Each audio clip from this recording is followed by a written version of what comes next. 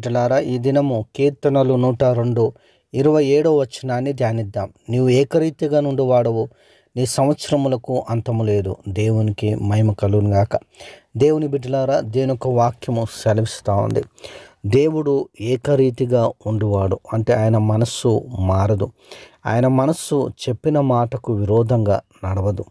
ఆయన ఏకరీతిగా ఉన్నవాడు. ఆయన వాగ్దానము చేస్తే దానిని నెరవేర్చువాడు. ఆయన చెప్పిన మాటకు కట్టుబడి ఉండువాడు. దేవుని బిడ్డలారా, దేవుడు నిన్న నేడు నిరంతరము ఏకరీతిగా ఉన్నాడు అని వాక్యము సెలవిస్తూ ఉంది.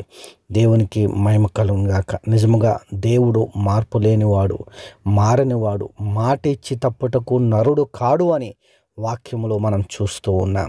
కాబట్టి ఆయన యందు మనము నమ్మకం ఉంచవచ్చు. నమ్మకం ఉంచుటకు ఆయన అర్హుడు, నమ్మకమైన దేవుడు. బైబిల్ అంటా ఉంది, ఎంతైనా దేవా నువ్వు నమ్మకమైన వాడవు.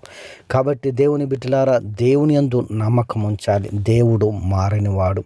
దేవుని సంవత్సరములకు అంతము లేదు. ఆయన నిత్యము ఉండువాడు, ఎల్లవేళలో ఉండువాడు. బైబిల్ సెలవిస్తూ ఉంది, ఆయన ఆదియు అంతమునై ఉన్నాడు.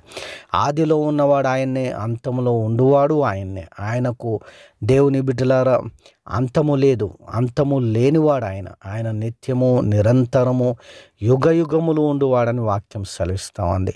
ఇటు దేవుని కలిగి ఉన్న ప్రతి ఒక్కరూ ధన్యులు.